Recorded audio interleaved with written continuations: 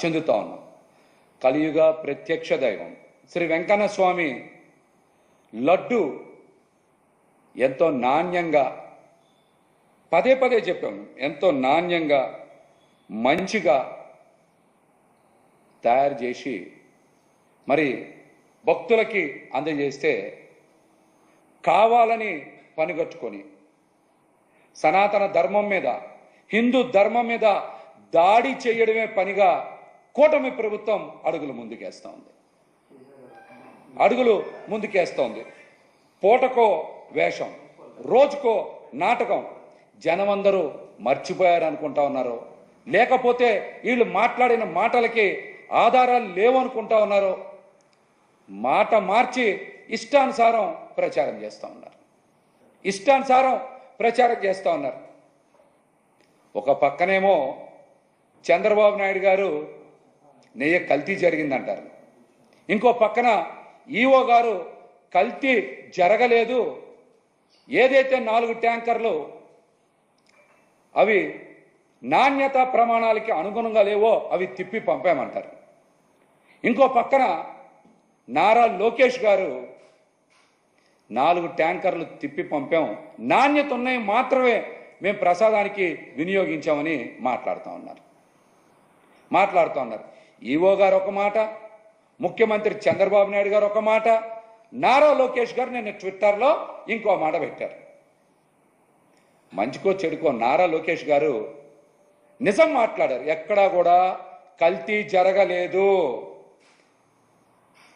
నాణ్యమైన దాన్నే తిరుమల ప్రసాదానికి వినియోగించాం, నాణ్యత లేని దాన్ని తిప్పి పంపాం అని ఆయన చాలా స్పష్టంగా రిపోర్ట్ కూడా బయట పెట్టారు. ఆయన ట్విట్టర్ చూడొచ్చు అందరూ కూడా. కానీ పవన్ కళ్యాణ్ గారు మాత్రం ఏమి పట్టించుకోకుండా ఆయన మంత్రివర్గంలో సహచరులే కదా లోకేష్ గారు, ఆ ట్విట్టర్ అన్న చూశారా?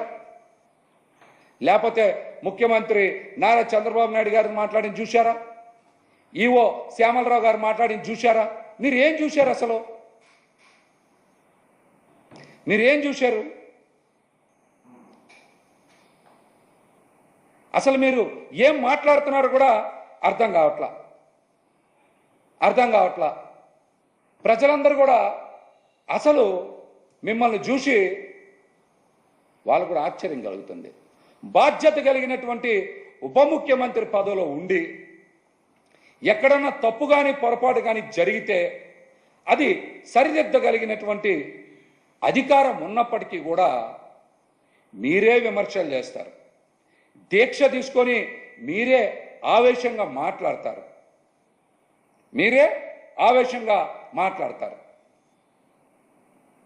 అసలు దేనికోసం ఇదంతా చేస్తూ ఉన్నారు? మాటకి ముందు మాటకి వెనక సనాతన ధర్మం, హిందూ ధర్మం అంటున్నారు. సనాతన ధర్మం మీద, హిందూ ధర్మం మీద మీకు గౌరవం ఉందా? భక్తి ఉందా?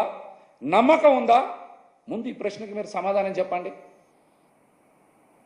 సనాతన ధర్మం మీద కానీ, హిందూ ధర్మం మీద కానీ, లేకపోతే హిందూ దేవుళ్ళ మీద కానీ మీకు నమ్మకం ఉందా?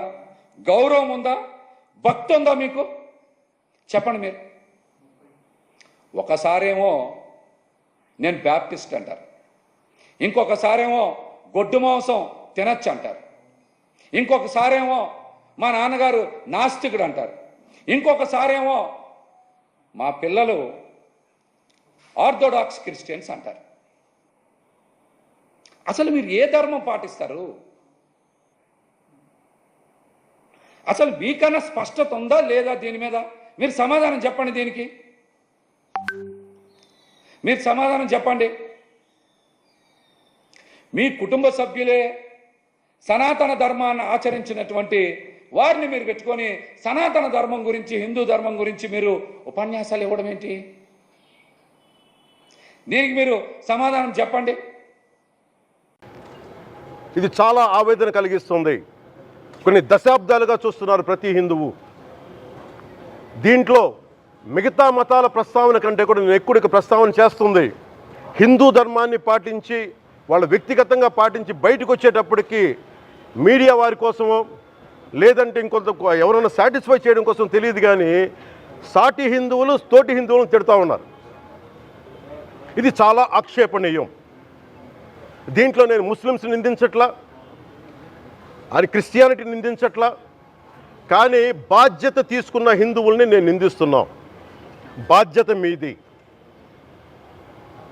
మీరు యథాలాపంగా వచ్చి ఇది పొలిటికల్ పదవులు, విగ్రహాలు పోతే మేము ఇల్లు కట్టుకుంటాం, వాకిళ్ళు కట్టుకుంటాం, ఏం మాటలవి? ఇదే మీరు మస్జిద్లో జరిగితే మాట్లాడతారా? మస్జిద్లో ఇలాంటి అపవిత్రం ఒక చిన్నపాటి చోరీ జరిగితే ఇలాగే మాట్లాడతాం. ఎందుకంటే మీరు మాట్లాడరు, ఓట్లు కదా అక్కడ. కానీ హిందువులు మాట్లాడితే హిందువులు అందరికీ ఎవరు పట్టించుకోరు. ఇక్కడ మా వేదన ఉండదా? మౌనంగా ఉన్నామంటే బాధ లేదనా? కోపం రాదనా? ఈ రోజుకి కూర్చొని చూడండి ఏం మాట్లాడుతున్నారో వాళ్ళు. ఆయన వాళ్ళ లాయర్ అంట, ఆయన ఎవరు, ఏజీపీ అంట, పొన్నవోలు సుధాకర్ రెడ్డి గారు తిరుమల లడ్డుపై ఢిల్లీలో చేసిన కామెంట్ నా దృష్టికి తీసుకొచ్చారు.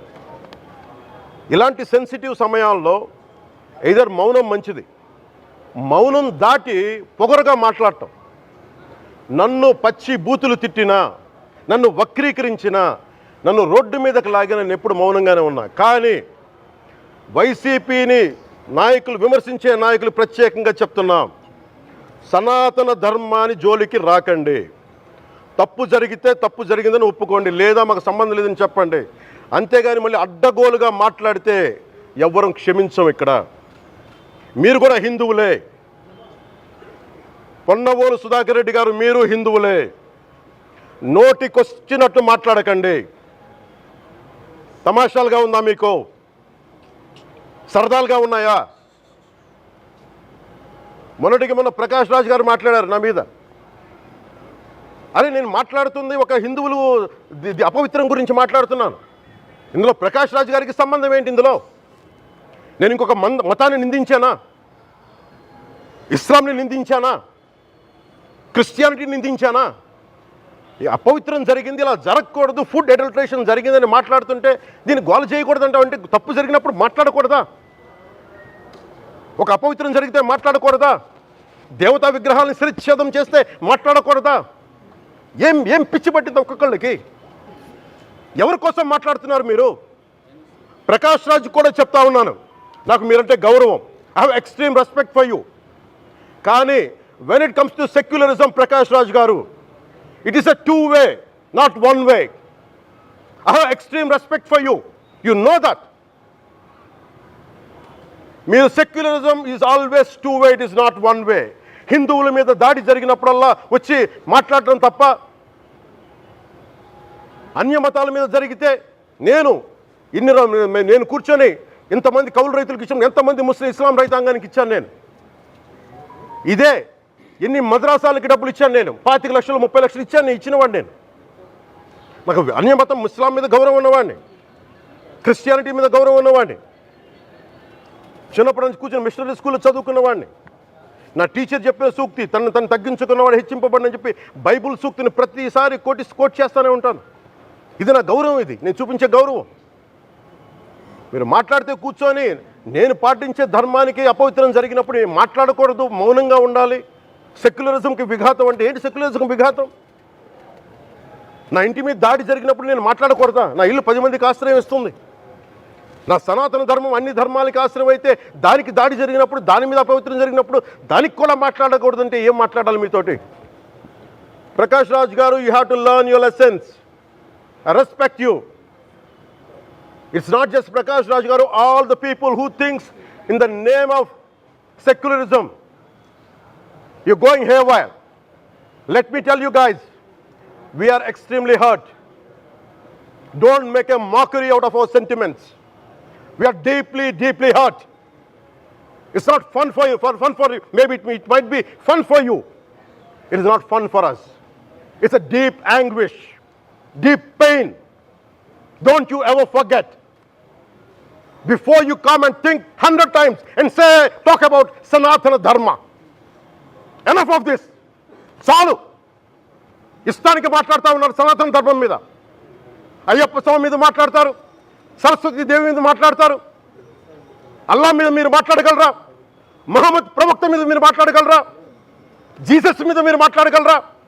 ఏం అందరూ కూర్చొని సనాతన ధర్మం మీద, వినాయకుడి మీద జోకులు వేస్తారు, దుర్గాదేవి మీద జోక్స్ వేస్తారు, సరస్వతి దేవి మీద జోక్స్ వేస్తారు.